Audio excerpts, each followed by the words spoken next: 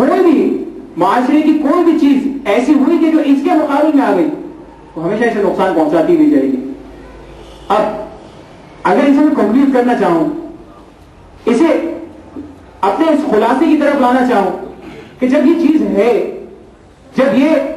چیزیں انسان کی زندگی کے اندر اور فطرت کے اندر داخل ہے کہ انسان دیکھتا ہے کمال کو متاثر ہوتا ہے, اور وہ کمال کہ جو پروردگار عالم کا کمال ہے اسے جانتا نہیں ہے, تو کیا ذمہ داری, کیا کرے؟ ذمہ داری یہی بنتی ہے کہ اپنے اعتقادات کو جتنا زیادہ مضبوط کرتے چلے جائیں گے حب اہل بیت اور حب پروردگار بڑھتی چلی جائے گی, اور جیسے جیسے یہ حب اہل بیت اور حب پروردگار بڑھتی چلی جائے گی یہ تمام مسائل ختم ہوتے چلے جائیں گے. آپ نے نہیں دیکھا, ہم اپنے ہی گھرانوں کی مثال کے طور پر ہم دیکھتے ہیں معاشرے میں ایسے بہت سارے افراد ہوا کرتے ہیں کہ جو کسی کو دیکھ کر متاثر ہو جاتے ہیں, کسی بہت بڑے گانے والے کو دیکھ کر متاثر ہو کے بڑا زبردست گانا گاتا ہے. آپ کا بچہ متدین ہے, آپ کا بچہ اس بات کو سمجھتا ہے کہ گانا گناہ ہے, آپ کا بچہ کیوں متاثر نہیں ہوتا جبکہ آواز تو وہی ہے, اس کے آواز کا فن تو وہی ہے, اس کے گانے کے بول تو وہی ہیں, وہ تمام چیزیں وہی ہیں, وہ متاثر ہوتا ہے, یہ متاثر نہیں ہوتا. وجہ یہ ہے کہ اس کے ذہن میں اتنا ضرور کلیئر ہے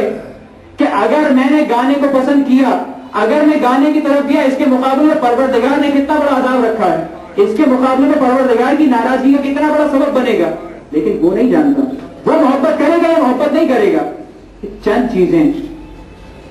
کہ جو انہی مجالس کے اندر تذکرہ ہوتی ہیں, جو ذکر اہل بیت کی محافل ہوا کرتی ہیں, جو مجالس امام حسین ہوا کرتی ہیں. ایک روایت کا جملہ امام ارشاد فرماتے ہیں بادروا الی ریاض الجنہ, جنت کے باغوں کی طرف جلدی جلدی بھاگو, جلدی جلدی جاؤ. بادروا, کسی نے سوال کیا اے فضل رسول یہ ریاض الجنہ کیا ہے, جنت کا باغ کیا چیز ہے, کن باغوں کی طرف آپ جانے کی بات کر رہے ہیں؟ وہ جنت کے باغ کے جو بعد میں ملنے والے ان کی بات کر رہے ہیں کہ کون سے جنت کے باغ جن کی طرف آپ کہہ رہے ہیں کہ جلدی جلدی جاؤ, ان کی طرف بڑھو. کب وہ محافل ہیں کہ جہاں پر پروردگار عالم کا ذکر ہوا کرتا ہے, یہ وہ محافل ہیں جہاں اہل بیت کا ذکر ہوا کرتا ہے, یہ وہ مجالس ہیں کہ جہاں پر جب اہل بیت کے ان سکھائے ہوئے احکام کا تذکرہ ہوتا ہے, یہ وہ جگہیں ہیں, یہ وہ جگہیں اہل بیت کے ان ذکروں کے ساتھ کہ جو اہل بیت کا ذکر کی اہل بیت کے ذکر کی محفل ہو, جو پروردگار عالم کے ذکر کی محفل ہے, اس کا مقام یہ ہے کہ وہ روضۃ الجنہ ہے, وہ جنت کا باغ ہے. چنانچہ یہی وہ چیز جس کی طرف ائمہ اہل بیت نے ہمیں ترغیب دلائی کہ جاؤ اس کی طرف. اس سے ہوگا کیا؟ اس سے ہوگا یہ کہ تمہارے اعتقادات مضبوط ہوں گے, تمہیں معلوم ہوگا کہ تمہیں کیا کرنا ہے اور کیا نہیں کرنا. ہمارا راستہ بھی درست ہونا چاہیے, ہماری منزل بھی درست ہونی چاہیے. اگر ہم محبت کسی اور چیز سے کرتے ہوں, راستہ بھی وہی اپنائیں گے جو اس کی طرف جاتا ہو. اگر بچہ دیکھتا ہے یا ہمارے گھر کی خواتین دیکھتی ہیں, یا مثال کے طور پہ اگر کوئی ڈریس مشہور ہوتا ہے, ایک مثال سے فرض کر رہا ہوں, کبھی آپ نے یقیناً سنا ہوگا, بہت پرانی بات ہو گئی, اس لیے سب کے ذہن میں ہوگی, یہ ضرور مشہور ہے کہ لیڈی ڈیانا کا لباس کون سا تھا, لیکن کسی نے آج تک یہ کہا کہ لیڈی فاطمہ کا لباس کون سا تھا؟ کسی نے اسے کاپی کرنے کی کوشش کی کیا؟ کبھی ہم نے سوچا کہ ہماری آئیڈیل وہ شخصیات ہیں جو پروردگار عالم سے خاص تعلق رکھتی ہیں, جن کی خاطر یہ پوری کائنات بنائی گئی ہے, ہمیں ان کے لباس کو فالو کرنا ہے یا ان بدبختوں کے لباس کو فالو کرنا ہے؟ ہمیں ان کے کردار کو فالو کرنا ہے یا ان لوگوں کے کردار کو فالو کرنا ہے؟ ہمیں ان کی طرح زندگی گزارنی ہے یا ان لوگوں کی طرح زندگی گزارنی ہے؟ ہمیں سوچا نہیں ہے. ایسے سوچنے والے افراد جو معاشرے میں زندگی بھی گزارتے ہیں اور اس سوچ کے ساتھ کہ ہمیں کیسے زندگی گزارنی ہے, ہماری زندگی کے اندر کیا نقائص ہیں کیا نہیں, ایسے کم ہوتے ہیں افراد. لیکن جب اس بات کی طرف توجہ دلائی گئی ہے تو غور تو کیجیے کبھی کہ کبھی ہم ان کی خاطر تو بیان کرتے ہیں کہ اس نے ایسا کیا, اس کی سواری یہ تھی, اس کے گھر ایسا تھا. کبھی ہم نے کاپی کرنے کی کوشش کی, ہمارے آئیڈیلز ہیں, خود قرآن بیان کرتا ہے لقد کان لکم فی رسول اللہ اسوۃ حسنہ, کہ تمہارے لیے رسول کی ذات میں اسوہ حسنہ ہے. کبھی ہم نے کوشش کی معلوم کریں رسول کا گھر کیسا تھا, کبھی ہم نے معلوم کیا رسول کی سواری کیسی تھی, کبھی ہم نے معلوم کیا کہ رسول کے رہن سہن کا انداز کیا تھا, کبھی ہم نے معلوم کیا رسول کا لباس کا انداز کیا تھا, رسول اپنے مال کو کس طرح خرچ کیا کرتے تھے, رسول تجارت میں کس طریقے سے معاملات کیا کرتے تھے. ہم ان تمام چیزوں سے اکثر حد تک بے بہرا ہیں, نہیں معلوم. جب نہیں معلوم تو ہم ان چیزوں کے پیچھے بھاگتے ہیں جو ہمیں نظر آ رہی ہوتی ہیں. میں پھر اپنے اس مقدمے کی طرف آ جاؤں اور اس خلاصے کو کمپلیٹ کرتے ہوئے کیا میں نے شروع میں کہا تھا کہ جو چیزیں کہی جاتی ہیں اس کا اثر پھر بھی کم ہوا کرتا ہے, جو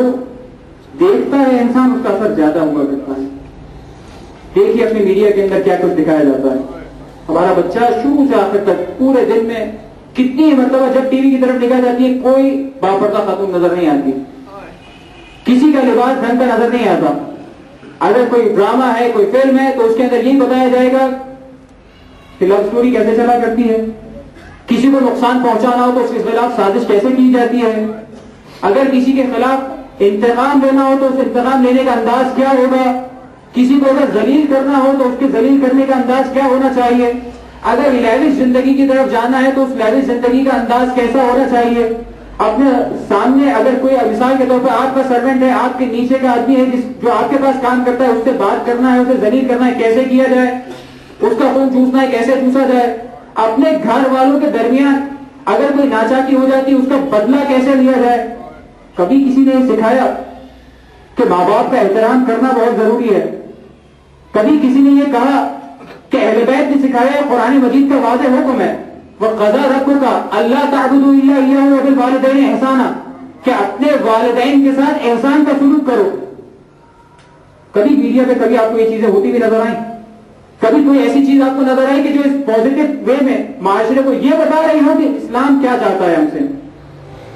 جب سارا دن سارے زندگی کے اندر ہمارا بچہ, ہمارے نوجوان, ہم خود جب یہی چیز دیکھتے رہیں گے کب تک ہمارا ضمیر ملامت کرتا رہے گا. بعض اوقات پریکٹیکل بات کروں تو آپ جب سفر پہ جاتے ہیں, مثال کے طور پر کسی زیارت کے سفر پر گئے, حج کے سفر پر گئے, اب ٹی وی سے بالکل تعلق ختم ہو گیا, 20 دن 30 دن 40 دن, اب جب واپس آتے ہیں تو چونکہ روحانی اعتبار سے بھی کچھ مضبوط ہو جاتے ہیں, وہ رشتہ معنویت کی استوار ہو جاتا ہے, تو اس کے بعد جب پہلی دفعہ ٹی وی دیکھتے ہیں ایسا لگتا ہے کتنی گندی ہے, یہ کتنی گندی چیز دکھائی جا رہی ہے, کتنا غلط لباس پہنا گیا ہے, یہ کتنی غلط لینگویج استعمال کر رہا ہے. 1 دن 2 دن 3 دن 4 دن, پھر کیا ہوتا ہے, چند دن گزرتے ہیں سب ختم ہو جاتا ہے, پھر سب برابر لگنے لگتا ہے, پھر کوئی فرق محسوس نہیں ہوتا کہ پہلے کیا ہو رہا تھا بعد میں کیا ہو رہا ہے. جب یہ تمام چیزیں اسی طرح چلتی رہیں اور کوئی اس کے اوپر کام نہیں کیا گیا, ہوگا کیا, نتیجہ یہی ہوگا کہ جب یہ چیزیں دیکھتے رہیں گے انہی چیزوں کو, چاہے ہم کہیں اپنی زبان سے کہ ہم انہیں فالو کر رہے ہیں, چاہے نہ کہیں اپنی زبان سے کہ فالو کر رہے ہیں, انسان لاشعوری طور پر انہی کو اپنے دماغ کو بٹھائے رکھتا ہے, چاہے اس زبان سے اظہار کر پائے نہ کر پائے, لیکن انسان کی زندگی گزارنے کا انداز آہستہ آہستہ آہستہ اسی طرح ہوتا چلا جاتا ہے. کیونکہ تمام چیزیں وہ ہے کہ جو دیکھ رہا ہے انسان, اور دیکھی ہوئی چیزوں کا جو اثر ہوا کرتا ہے وہ بہت زیادہ ہے. اسی لیے جب اسلام کہتا ہے کہ یہ فحشا کی طرف بچ جاؤ, ان چیزوں کو ترک کرو, اطاعت پروردگار انجام دو, ایک بہت باریک سا نقطہ, جب والدین کی اطاعت کی بات آتی ہے, والدین کے ساتھ احسان کی بات آتی ہے, پروردگار نے کیا کہا کہ ان کے ساتھ احسان کرو. کیوں؟ ہم ایک لفظ استعمال کرتے ہیں